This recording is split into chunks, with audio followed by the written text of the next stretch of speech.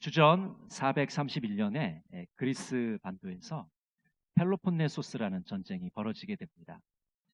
당시 그리스에는 많은 도시 국가들이 있었는데 그중에 아테네와 스파르타 간의 전쟁이 벌어지게 됩니다. 당시 스파르타는 아주 가난한 농업 국가였고요.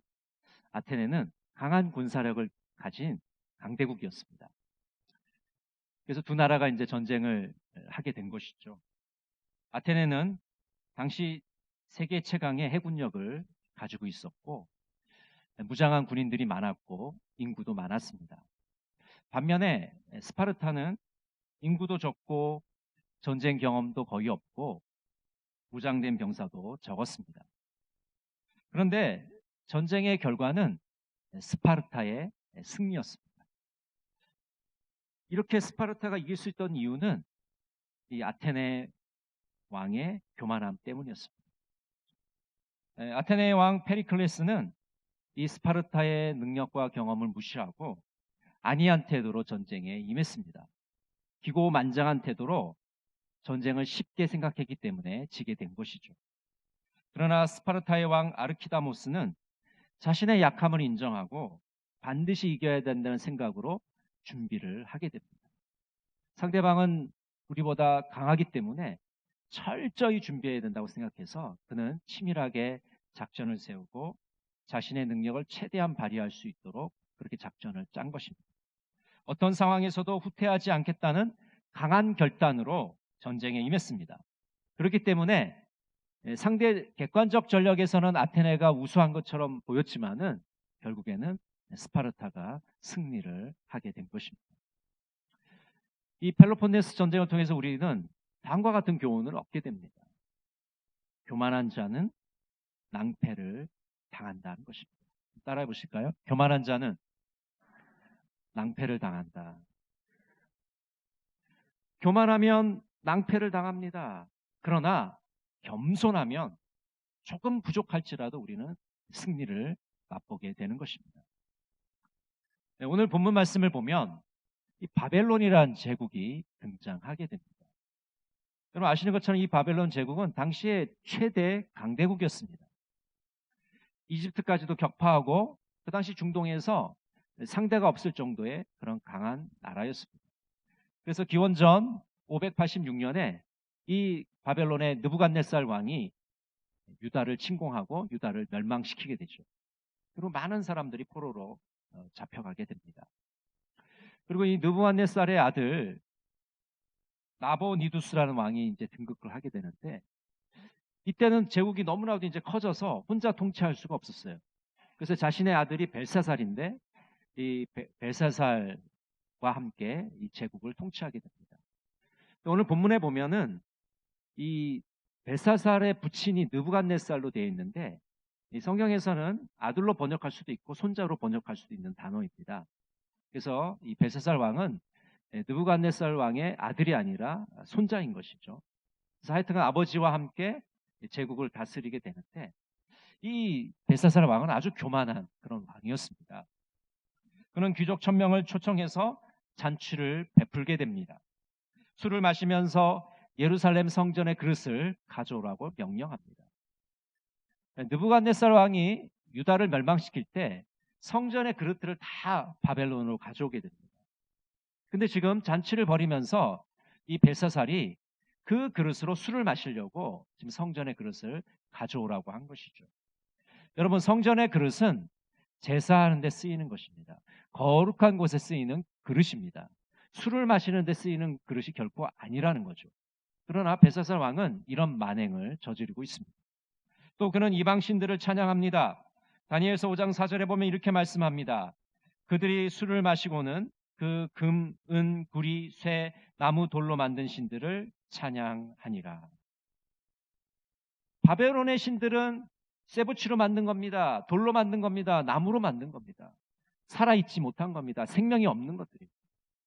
살아계신 하나님을 모독한 것이죠. 생명이 없는 것들을 찬양함으로 살아계신 하나님께 모독하는 죄를 범하고 있습니다. 벨사살은 신성 모독의 죄를 짓고 있습니다. 의도적으로 계획적으로 하나님을 모독하고 있는 것입니다. 하나님을 불손하고 무례하게 대하고 있습니다. 하나님을 조롱하고 있습니다. 이렇게 교만한 벨사살, 이런 오만한 벨사살을 하나님이 치시지 않으시겠습니다. 하나님은 벨사살에게 징조를 보이십니다. 그에게 강력하게 경고하고 계십니다. 우리 다니엘서 5장 5절을 같이 한번 보겠습니다. 그때 사람의 손가락들이 나타나서 왕궁 촛대 맞은편 석회벽에 글자를 쓰는데 왕이 그 글자 쓰는 손가락을 본지라. 정말 놀라운 일이 벌어집니다. 술을 마시다가 기절초풍할 그럴 광경을 보게 되는 거죠. 손가락이 갑자기 나타나서 벽에 글자를 쓰는 겁니다. 여러분, 이 장면을 한번 떠올려 보십시오. 이 벨사살이 아니더라도 보통 사람들도 아마 이 장면을 맞닥뜨리게 되면은 다 놀랄 겁니다. 두려움에 사로잡힐 겁니다. 공포에 겁이 질릴 겁니다. 이 사건은 상상을 초월하는 공포를 벨사살과 귀족들에게 가져오게 됩니다. 우리 다니엘서 5장 6절 말씀을 같이 한번 볼까요? 이에 왕의 즐기던 얼굴빛이 변하고 그 생각이 번민하여 넓적다리 마디가 녹는 듯하고 그의 무릎이 서로 부딪힌지라. 세 번역으로 읽어드리겠습니다. 그러다가 왕의 얼굴빛이 창백해지더니 공포에 사로잡혀서 넓적다리의 힘을 잃고 무릎을 서로 부딪히며 떨었다. 여러분, 갑자기 손가락이 나타나서 벽에 글자를 쓰는 이 광경, 벨사살이 정말 공포에 사로잡힐 수밖에 없는 그런 장면이 아닐 수가 없습니다. 정말 얼마나 벨사살이 놀라고 기겁했는지를 우리가 짐작하고도 남음이 있습니다. 얼굴빛이 창백해지고 두려움이 몰려왔습니다. 넓적다리가 힘을 잃고 무릎이 서로 부딪혔습니다. 여러분, 안 그렇습니까? 정말 무서운 일을 당할 때, 정말 극도로 긴장했을 때 우리는 이 무릎에 힘이 맥이 풀리게 되고 무릎이 서로 달달달 떨다가 부딪히게 되는 것입니다. 우리가 그걸 사시나무 떤다고 그러죠. 정말 무서우면요, 사시나무 떨듯이 떠는 거죠. 그러다 보니까 무릎도 서로 부딪히는 거죠. 얼마나 벨사살 왕이 놀라고 공포에 사로잡혔는지를 우리가 알 수 있습니다. 벨사살 왕은 바벨론의 술사들을 불러서 해석을 듣고자 했습니다. 그런데 그 바벨론의 술사들이, 지혜자들이 아무도 그 글자를 읽지도 못하고 해석해 주지도 못한 것이죠. 그러니까 더 벨사살 왕은 겁에 질릴 수밖에 없고 귀족들은 당할 수밖에 없었습니다. 그때 왕비가 나타나서 공포에 떨고 있는 벨사살에게 이렇게 조언을 합니다. 우리 다니엘서 5장 11절 12절을 좀 천천히 읽어보겠습니다. 왕의 나라에 거룩한 신들의 영이 있는 사람이 있으니 곧 왕에 붙인 때에 있던 자로서 명철과 총명과 지혜가 신들의 지혜와 같은 자니이다. 왕에 붙인 느부갓네살 왕이 그를 세워 박수와 술객과 갈대아 술사와 점쟁이의 어른을 삼으셨으니 왕이 벨드사살이라 이름하는 이 다니엘은 마음이 민첩하고 지식과 총명이 있어 능히 꿈을 해석하며 은밀한 말을 밝히며 의문을 풀 수 있었나이다. 이제 다니엘을 부르소서. 그리하시면 그가 그 해석을 알려드리리이다 하니라. 해석을 알지 못해서, 그 글자가 어떤 글자인지 알지 못해서 겁에 질려 있는 벨사살 왕에게 왕비가 찾아와서 이 다니엘을 소개합니다. 여러분, 다니엘은 어떤 사람입니까? 하나님의 계시를 받아서 꿈을 능히 풀 수 있는 사람입니다. 그 벨사살이 지금 궁금해하고 있는 그 글자를 해석할 수 있는 사람인 것입니다. 하나님의 사람이기 때문에 우리 인간의 모든 의문을 풀어줄 수 있는 사람인 것이죠. 다니엘서 5장 25절은 이렇게 말씀합니다. 기록된 글자는 이것이니 곧 메네 데겔 우바르시니라. 다니엘은 하나님의 지혜를 얻어서 그 성령의 역사를 통해서 그 글자를 해석해 줍니다. 그 글자는 이렇게 쓰여 있었습니다. 메네 데겔 우바르신. 이 메네라는 말은 계산하다는 겁니다. 센다는 말이에요. 그리고 데겔이라는 말은 저울이란 말인데 저울에 달아보는 것을 의미합니다. 그리고 우바르신이라는 말, 이 우는 그리고라는 뜻이에요. 그리고 바르신. 이 바르신이라는 말은 베레스라는 말의 복수입니다. 이 베레스라는 말은 쪼개짐, 나눔이란 뜻을 가지고 있습니다. 그러니까 이 메네메네 데겔 우바르시는 한 문장으로 연결하면 이런 뜻이에요. 세워지고 세워지고 저울에 달려 그리고 쪼개진다. 하나님이 세셨다는 겁니다. 그리고 이 바벨론을 저울에 달아보셨다는 거예요. 그리고 이 바벨론을 쪼개신다는 말을 의미를 갖고 있는 겁니다. 그러니까 하나님께서 이 바벨론 제국을 이제 메대와 바사라는 나라로 쪼개실 것이다. 멸망시킬 것이다 라는 강력한 경고를 하고 계시는 것입니다. 이처럼 하나님은 벨사살의 교만을 심판하십니다. 벨사살의 교만을 꺾으십니다. 바벨론의 오만함을 징계하십니다. 사실 하나님은 이 바벨론을 들어서 유다를 치셨습니다. 이스라엘을 치셨어요. 하나님의 심판의 도구로 바벨론을 사용하신 거죠. 근데 자신들이 하나님의 도구임을 망각하고 주인처럼 행세한 것이죠. 그렇기 때문에 하나님께서 이 교만한 바벨론을 심판하고 계시는 것입니다. 이사야 14장 22절 23절 우리 같이 한번 읽어볼까요? 만군의 여호와께서 말씀하시되 내가 일어나 그들을 쳐서 이름과 남은 자와 아들과 후손을 바벨론에서 끊으리라. 나 여호와의 말이니라.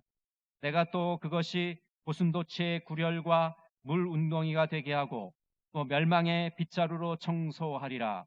나 만군의 여호와의 말이니라 하시니라. 하나님께서는 벨사살 왕에게 강력하게 경고하시고 그리고 바벨론을 멸망시키십니다. 그의 후손들이 끊어지고 바벨론은 폐허가 되는 것을 우리가 보게 되는 것입니다. 여러분, 오늘 벨사살의 교만함을 심판하시는 하나님, 그 하나님이 오늘 우리에게 어떤 메시지를 주고 계십니까? 우리 한 사람 한 사람도 하나님 앞에서 교만함을 버리라고 말씀해 주고 있는 것입니다. 교만함을 내려놓으라고 경고하고 계십니다. 잠언 16장 18절 우리 같이 한번 읽어볼까요? 교만은 패망의 선봉이요 거만한 마음은 넘어짐의 앞잠이니라. 여러분, 교만하게 되면 패망하게 됩니다. 교만하게 되면 넘어지게 됩니다. 우리가 이 벨사살 왕과 바벨론을 통해서 얼마나 잘 지금 보고 있습니다. 잠언 13장 10절은 이렇게 말씀합니다. 교만에서는 다툼이 일어날 뿐이라 권면을 듣는 자는 지혜가 있느니라. 교만하면 다툼이 발생하게 됩니다. 여러분, 공동체가 평화롭게 지내기 위해서는, 건강하게 세워지기 위해서는 서로가 서로를 존중해야 됩니다.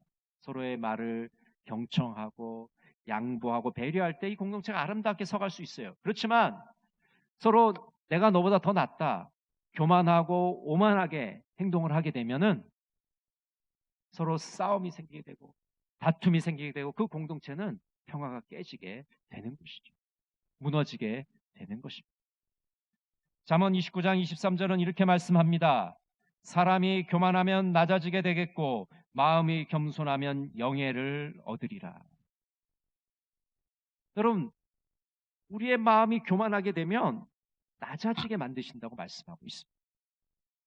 그러나 겸손하면 영예를 얻을 것이다, 명예롭게 될 것이다 라고 말씀하고 있는 것이죠. 교만한 자는 멸망하지만 겸손한 자는 존귀케 됩니다. 잠언 18장 12절을 같이 한번 읽어볼까요? 사람의 마음의 교만은 멸망의 선봉이요 겸손은 존귀의 길잡이니라. 교만한 자는 멸망하게 되고 겸손한 자는 그를 하나님이 높여주시겠다, 존귀하게 만들어주시겠다고 말씀하고 있는 것입니다. 여러분, 겸손한 자에게 어떤 보상이 주어질까요? 겸손하면 어떤 유익이 있을까요? 잠언 22장 4절은 이렇게 말씀합니다. 겸손과 여호와를 경외함의 보상은 재물과 영광과 생명이니라. 여러분, 아멘이십니까? 겸손한 자에게 어떤 보상을 준다고 말씀하십니까? 재물을 주신다고 말씀합니다. 영광을 주시겠다고 말씀합니다. 그리고 생명을 보존하게 해주겠다고 말씀하고 있습니다. 그래서 겸손하다는 것이 단순한 마음의 태도가 아니라 그것은 생명을 보존하는 그런 유익이 있다고 우리들에게 말씀해 주고 있는 것입니다. 야고보서 4장 6절을 같이 한번 읽어볼까요? 그러나 더욱 큰 은혜를 주시나니 그러므로 일렀으되 하나님이 교만한 자를 물리치시고 겸손한 자에게 은혜를 주신다 하였느니라. 여러분, 교만한 자를 하나님 어떻게 하신다고요? 물리치신다고 말씀합니다. 교만한 자는 하나님께 가까이 갈 수 없습니다. 교만한 자는 하나님의 은혜를 받을 수 없습니다. 그러나 겸손한 자에게 하나님은 은혜를 베풀어 주신다고 말씀하고 있는 것입니다. 한번 따라해 보실까요? 겸손한 자에게 은혜를 주신다. 여러분, 이 말씀은 정말 귀한 말씀이에요. 정말 중요한 말씀입니다. 겸손한 자에게 은혜를 주신다. 여러분, 세상적으로나 영적으로나 교만한 자는 절대로 하나님의 은혜를 받을 수가 없습니다. 우리가 하나님의 은혜를 받고자 하면 겸손한 마음으로 하나님 앞에, 겸손한 태도로 하나님께 나가야 되는 것입니다. 우리의 마음이 오만함으로 가득 차 있으면 하나님의 은혜를 받을 수가 없습니다. 겸허하게 마음을 비우면 폭포수와 같은 하나님의 은혜가 우리에게 주어지는 것입니다. D.L. 무디는 이렇게 말했습니다. 모세는 자신이 대단한 사람이라고 생각하며 40년을 보냈다. 그 후 자신이 보잘것없는 사람임을 실감하며 광야에서 40년을 보냈다. 마침내 그는 보잘것없는 사람을 통해 하나님이 어떤 일을 하실 수 있는지를 배우며 생애의 마지막 40년을 보냈다. 여러분, 모세의 생애를 잘 알고 계시죠? 처음 40년은 이집트의 왕자로 살았던 세월입니다. 자신은 대단하고 모든 것을 다 가졌으며 누구보다도 뛰어나다고 생각했습니다. 그러나 그는 아무것도 할 수 없고 그저 살인자로서 도망칠 수밖에 없었습니다. 여러분, 그 다음 40년은 어땠습니까? 미디안의 목자로서 양을 치면서 그는 자신이 얼마나 보잘것없는 사람인가를 깨닫게 됩니다. 실감하게 됩니다. 그리고 나머지 40년 어땠습니까? 하나님이 모세를 이스라엘의 영도자로 부르셔서 이스라엘 백성들을 출애굽시키시고 광야 40년 동안 훈련시키고 이제 가나안 땅으로 들어가게 하셨습니다. 하나님이 얼마나 보잘것없는 자를 들어서 놀라운 일을 행하시는지를 이 모세는 그 40년 동안 배운 것입니다. 여러분, 우리가 내가 대단한 사람이야, 내가 잘났어, 내가 뭐든지 할 수 있어 라고 생각하면 하나님의 은혜를 받을 수 없습니다. 내가 하나님 앞에 나와서 주님, 저는 보잘것없는 자, 부족한 자입니다. 무능력하고 무기력한 자입니다. 주님, 저는 죄인입니다. 저에게 긍휼과 자비를 베풀어 주십시오라고 하나님 앞에 나올 때 그 겸손한 자에게 하나님이 은혜를 풍성하게 내려주실 줄로 믿습니다. 여러분, 예배의 자리에 나오실 때 저는 건강한 자입니다. 의로운 자입니다. 저는 모든 것을 다 가졌습니다 라는 마음으로 나오시지 마시고 주님, 저는 부족한 자입니다. 죄인입니다. 감히 하나님 앞에 나올 수 없는 죄인이지만 주님의 은혜를 의지해서 나왔습니다. 저희가 긍휼을 베풀어 주십시오. 그런 마음으로 나올 때 우리는 이 예배 시간에 하나님의 은혜를 풍성하게 맛볼 수 있는 것입니다. 여러분, 신앙생활은요, 이 은혜를 맛보느냐 맛보지 않느냐에 달려 있습니다. 예배를 드리는데 하나님의 은혜를 맛보지 못하면 그저 마당만 쓸고 가는 자에 불과한 것입니다. 우리가 신앙생활을 하면서 하나님의 은혜를 맛보고 기쁘고 즐거움으로 신앙생활을 하지 못한다면 그 신앙생활이 얼마나 힘든 생활이 되겠습니까? 하나님의 은혜를 맛봐야 됩니다. 근데 하나님의 은혜를 받을 수 있는 것은 우리가 겸손한 태도로 하나님 앞에 나갈 때 하나님의 은혜를 맛볼 수 있는 것입니다. 베드로전서 5장 5절은 이렇게 말씀합니다. 젊은 자들아, 이와 같이 장로들에게 순종하고 다 서로 겸손으로 허리를 동이라. 하나님은 교만한 자를 대적하시되 겸손한 자들에게는 은혜를 주시느니라. 여러분, 하나님께서 오늘 우리 성도 서로가 겸손의 허리를 동이라고 말씀합니다. 겸손으로 옷을 입으라고 말씀하고 있습니다. 우리가 겸손함으로 자신을 낮출 때 우리는 하나님의 은혜를 받을 수 있는 것입니다. 미국에서 있었던 일인데요. 한 아주 자신만만하고 패기가 넘치는 젊은이가 군대에 입대를 하게 됩니다. 그는 장교로 입대하게 되었습니다. 그는 너무나도 똑똑하고 완벽했기 때문에 다른 사람들에게 쉽게 다가갈 수가 없었습니다. 다른 사람들과 어울리지 못했습니다. 그는 결국 버티지 못하다가 제대를 하게 되고 시골에 가서 농사를 짓게 되었습니다. 그런 농사를 지으면서 겸손함이 무엇인지를 비로소 배우게 되었습니다. 그리고 얼마 안 있다가 남북전쟁이 미국에서 벌어지게 됩니다. 그는 가만히 있을 수 없어서 일반 병사로 자원 입대를 하게 됩니다. 그는 장교였지만 비록 지금은 병사로, 일개 병사로 전쟁에 참여하게 되었습니다. 그러나 과거에 장교였다는 것을 내세우지 않고 병사로서 겸손하게 자신이 맡은 일을 최선을 다해 했습니다. 사람들을 겸손함으로 대했습니다. 그러자 그의 주위에는 많은 사람들이 모이게 된 것입니다. 그리고 그는 장교로 발탁되게 됐고 전투에 임하게 되었습니다. 그리고 링컨 대통령에게 눈에 띄게 된 것이죠. 링컨 대통령은 이 사람을 보고 그의 인품에 반해서 그를 국방장관으로 세웠습니다. 그리고 그는 나중에 미국의 18대 대통령이 됩니다. 이 사람이 바로 그랜트 장군, 그랜트 대통령입니다. 이 그랜트 장군은 자신이 너무나도 잘나서 아무도 나와 상대할 수 없다고 생각했을 때는 그의 주변에 아무런 사람도 없었습니다. 그러나 그 겸손하게 사람들에게 낮은 마음으로 다가갔을 때 그는 많은 사람들의 친구가 될 수 있었고 결국 미국의 대통령도 될 수가 있었던 것입니다. 여러분, 겸손은 이처럼 하나님의 은혜를 담는 그릇입니다. 우리가 이 겸손이란 그릇 없이는 하나님의 은혜를 우리가 받을 수가 없지요.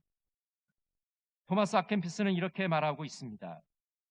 가장 고상하고 유익한 독서는 자기 자신을 읽음으로써 참된 지식과 성찰을 얻는 것이다. 자기 자신은 아무것도 아니라고 여기고 다른 사람은 항상 고상하고 좁게 생각하는 것이 위대한 지혜요 완전합니다. 여러분, 겸손한 사람은 이런 위대한 지혜를 가지게 됩니다. 완전함을 가지게 됩니다. 반면에 교만한 자는 낭패를 당하게 됩니다. 하나님은 결국 교만한 자를 심판하시기 때문입니다. 여러분, 겸손한 자는 많은 유익을 얻게 됩니다. 하나님의 은혜를 받게 됩니다. 하나님께서는 교만한 자를 꺾으시고 겸손한 자를 높여주시기 때문입니다. 여러분, 겸손한 태도로 하나님 앞에 나가셔서 하나님이 주시는 그 풍성한 영적인 유익들을 다 받아 누리시는 우리 동강의 모든 성도들이 되시기를 간절히 바랍니다. 기도하겠습니다. 사랑의 하나님, 교만한 자는 쉽게 낭패를 당합니다. 오늘 벳사살의 모습을 보면서 하나님의 심판을 기억하게 하여 주시옵소서. 겸손한 자의 길로 행할 수 있도록 인도하여 주시옵소서. 교만을 꺾으신 하나님께 겸손한 모습으로 나아가게 하여 주시옵소서. 예수님의 이름으로 기도드립니다.